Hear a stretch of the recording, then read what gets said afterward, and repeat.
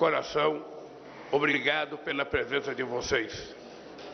Eu vou fazer um discurso de abertura desse encontro. Depois haverá uma relação de pronunciamentos de cada presidente da República. Cada presidente terá 15 minutos para falar. Como eu sou muito tolerante, se as pessoas passarem um pouco do tempo, eu estarei com toda a tolerância possível para ouvir os companheiros. E eu espero que os companheiros tenham tolerância para que a gente possa fazer uma bela reunião.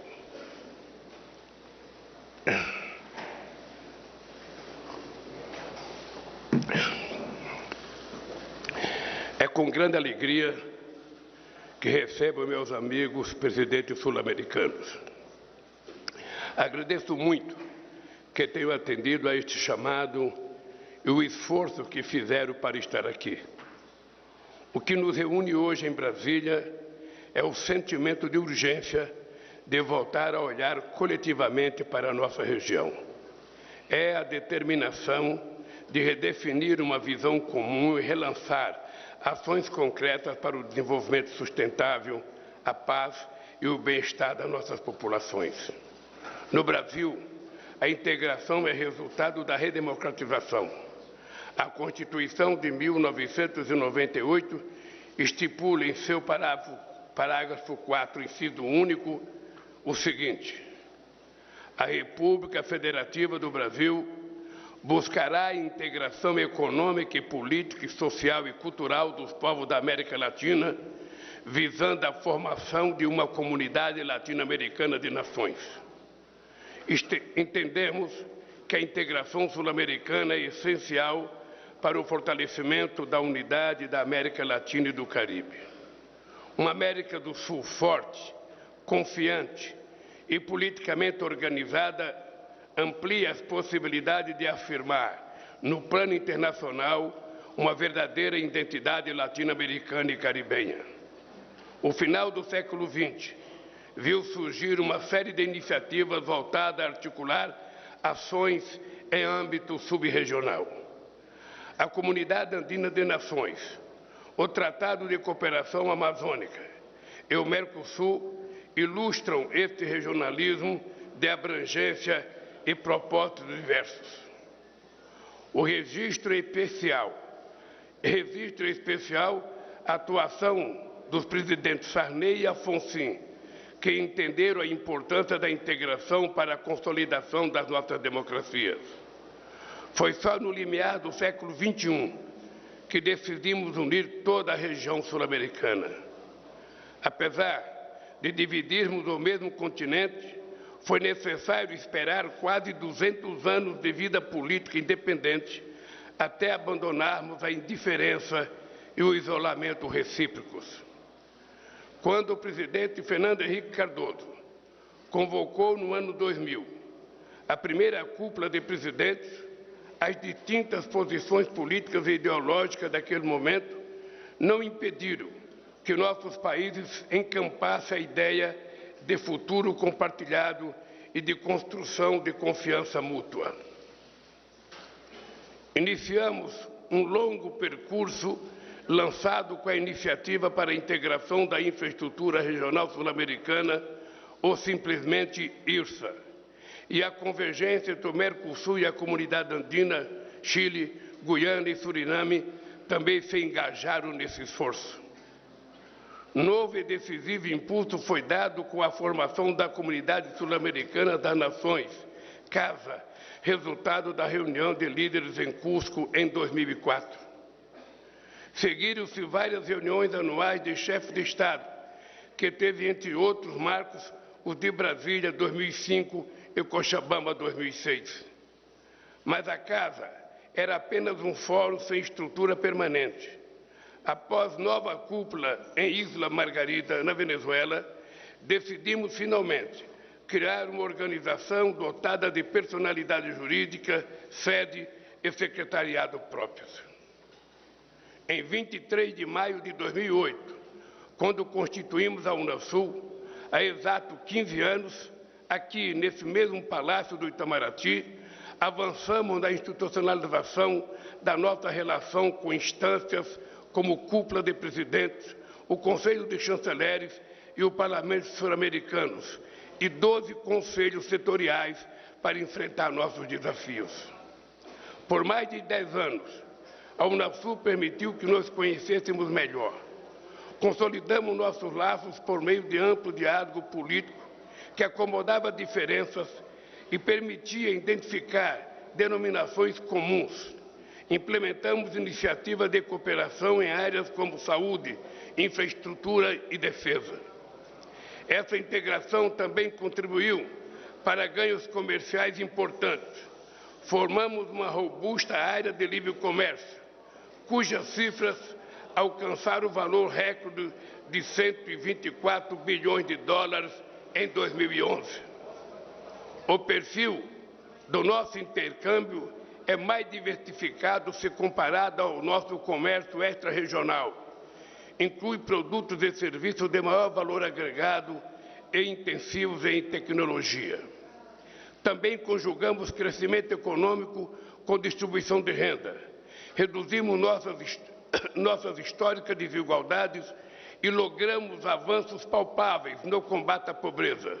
Segundo a FAO, a América do Sul reduziu em 2 décadas de 15% para 5% a sua população vitimada pela fome. A Unasul foi efetiva como fórum de solução de controvérsias entre países da região, notadamente na crise entre Colômbia e Equador e no conflito separatista boliviano. Obtivemos resultados expressivos na redução do desmatamento e dos delitos transnacionais. Estimulamos o diálogo e a cooperação para fazer chegar a milhões de sul-americanos de forma efetiva os benefícios da cidadania. As reuniões de cúpula com os países árabes e com os países africanos ajudaram a definir um perfil de relacionamento externo da América do Sul. Foram feitos formidáveis para uma região herdeira do colonialismo e marcada por graves formas de violência, discriminação de gênero e racismo. Não resolvemos todos os nossos problemas, mas nos dispusemos a enfrentá-los em vez de ignorá-los. E decidimos fazer isso cooperando entre nós. Na América do Sul, nossa América do Sul deixou de ser apenas uma referência geográfica e se tornou uma realidade política. Infelizmente, esses avanços foram interrompidos nos últimos anos. No Brasil, um governo negacionista atentou contra os direitos da sua própria população, rompeu com os princípios que regem a nossa política externa e fechou nossas portas a parceiros históricos. Nosso país optou pelo isolamento do mundo e do seu entorno. Essa postura foi decisiva para o descolamento do país dos grandes temas que marcaram o cotidiano dos nossos vizinhos. Na região, deixamos que as ideologias nos dividissem e interrompessem o esforço de integração. Abandonamos canais de diálogo e mecanismos de cooperação e, com isso, todos perdemos. Senhoras e senhores, tenho firme convicção de que precisamos reavivar nosso compromisso com a integração sul-americana. Quando assumi a presidência em 1º de janeiro deste ano, a América do Sul voltou ao centro da atuação diplomática brasileira. Por essa razão, convidei a todos para a reunião de hoje, que será seguida em agosto da cúpula dos países amazônicos.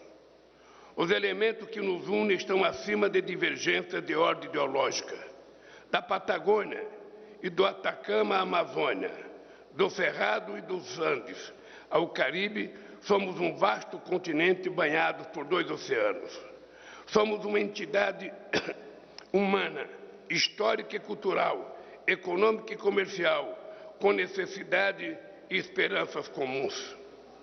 As recentes eleições na Colômbia, Chile, Bolívia, Brasil e Paraguai demonstraram o vigor da democracia em nossa região em escrutínios marcados pela expressiva participação popular e ampla liberdade de expressão. A integração da América do Sul depende desse sentimento de pertencer a uma mesma comunidade. Temos uma história de resistência forjada nas lutas de independência e no combate às ditaduras. Compartilhamos uma cultura vibrante e expressões artísticas que vão da música à literatura. Até no futebol, esporte que aprendemos a amar ainda crianças, é possível ver o recuo das rivalidades. Vivenciamos algo impensável no ano passado. Brasileiros torcendo para a Argentina no final da Copa Mundial do Catar. A candidatura conjunta de Uruguai, Paraguai, Chile e Argentina para sediar a Copa do Mundo de 2030 talvez seja a expressão mais acabada dessa identidade sul-americana em construção de nossa capacidade de cooperar para além do campo de futebol e de nossas próprias fronteiras.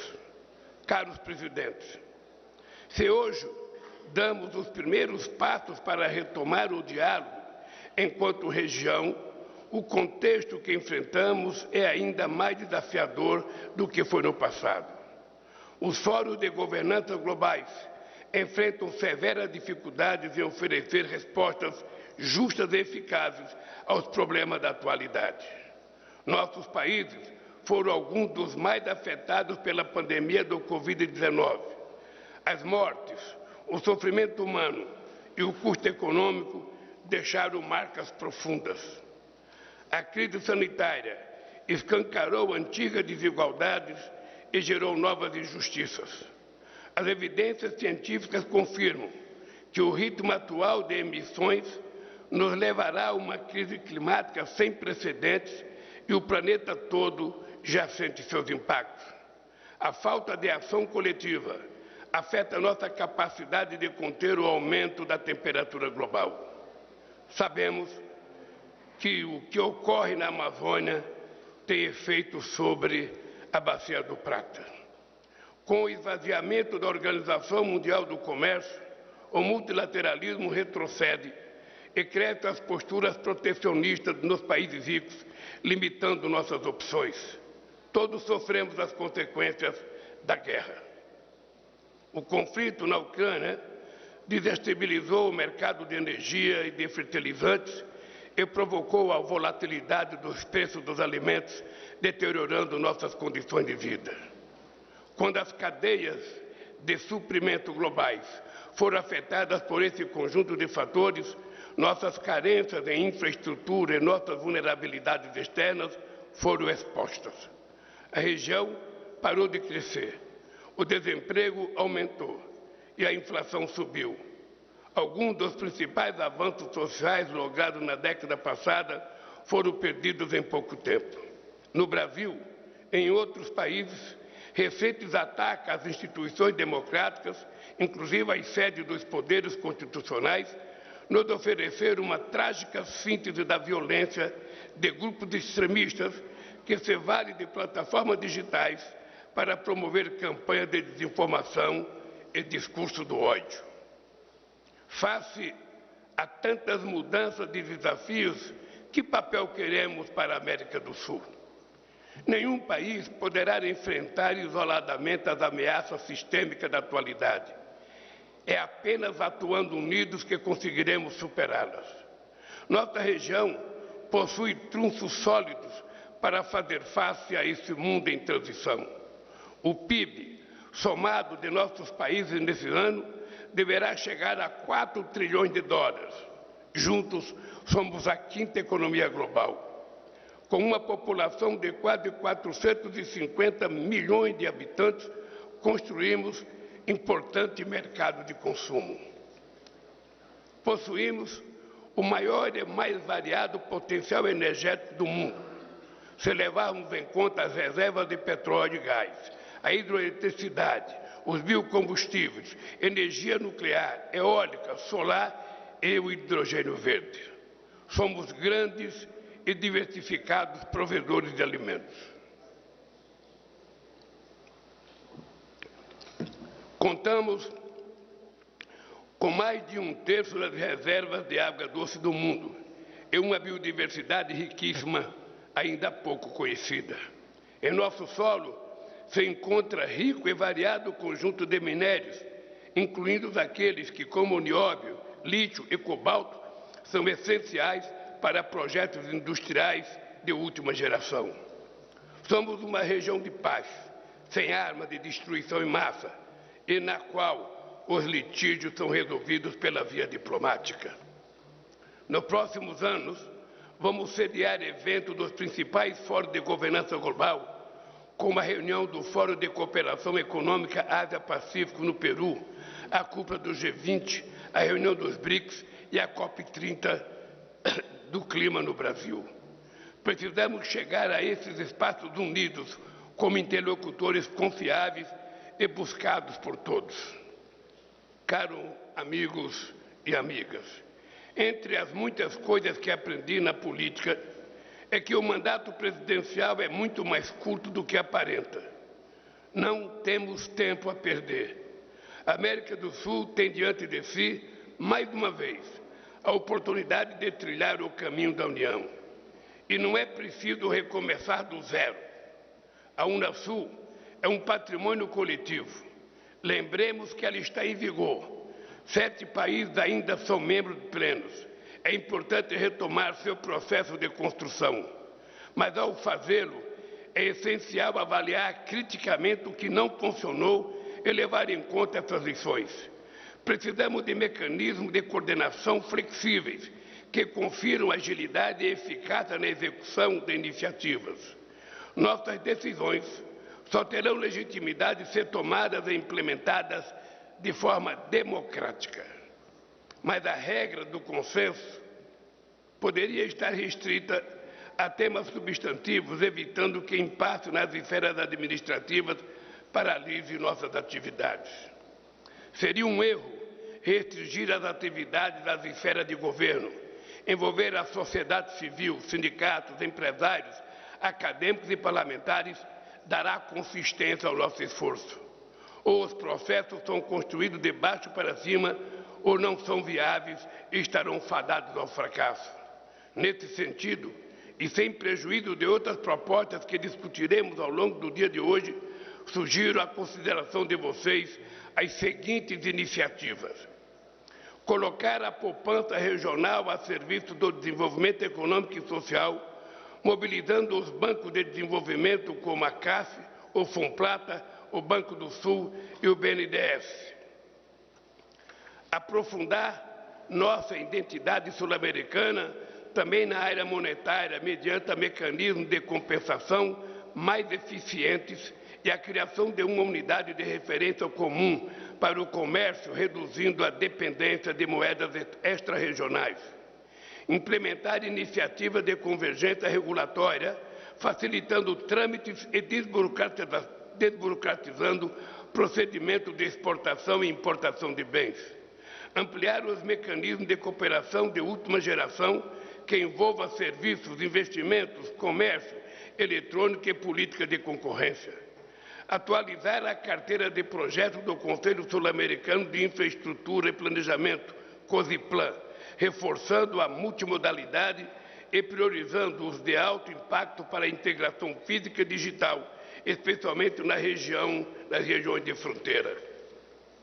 Desenvolver ações coordenadas para o enfrentamento da mudança do clima. Reativar o Instituto Sul-Americano de Governo em Saúde, que nos permitirá adotar medidas para ampliar a cobertura vacinal, fortalecer nosso complexo industrial de saúde e expandir o atendimento às populações carentes e a povos indígenas. Lançar a discussão sobre a constituição de um mercado sul-americano de energia, que assegura o suprimento, a eficiência do uso dos nossos recursos, a estabilidade jurídica, preços justos e a sustentabilidade social e ambiental. Criar programa de mobilidade regional para estudantes, pesquisadores e professores no ensino superior, algo que foi tão importante na consolidação da União Europeia. Retomar a cooperação na área de defesa com vistas a adotar a região de maior capacidade de formação e treinamento, intercâmbio de experiências e conhecimentos em matéria de indústria militar e de doutrina e políticas de defesa. Por fim, não temos ideias preconcebidas sobre o desenho institucional futuro que poderemos adotar. Queremos dialogar e conhecer a opinião de todos. Estou, no entanto, pessoalmente convencido da necessidade de um fórum que nos permita discutir com fluidez e regularidade e orientar a atuação dos nossos países para o fortalecimento da integração em várias de suas dimensões. Julgo essencial a criação de um grupo de alto nível a ser entregado por representantes pessoais de cada presidente para dar seguimento ao trabalho de reflexão. Com base no que decidamos hoje, esse grupo terá 120 dias para apresentar um mapa do caminho para a integração da América do Sul. Senhoras e senhores, companheiros e companheiras, enquanto estivermos desunidos, não faremos da América do Sul um continente desenvolvido em todo o seu potencial. A integração deve ser o objetivo permanente de todos nós. Precisamos deixar raízes fortes para as futuras gerações. Permitir que as divergências se imponham teria um custo elevado, além de desperdiçar o mundo que já construímos conjuntamente. Quero encerrar fazendo menções a dois companheiros que trabalharam de forma incansável na nossa região. Aprendemos com o querido e saudoso Marco Aurélio Garcia, intelectual e dirigente do Partido dos Trabalhadores, falecido em 2017, que dizia: a política não é destino, mas construção humana sobre condições históricas dadas. A integração será feita no respeito à diferença, porque não há mais espaço para a homogeneidade da submissão. E concluo parafraseando o embaixador Samuel Pinheiro Guimarães, que foi secretário-geral do Itamaraty: precisamos nos recusar a passar mais 500 anos na periferia. As condições humanas e materiais para o nosso desenvolvimento soberano está em nossas mãos. Muito obrigado.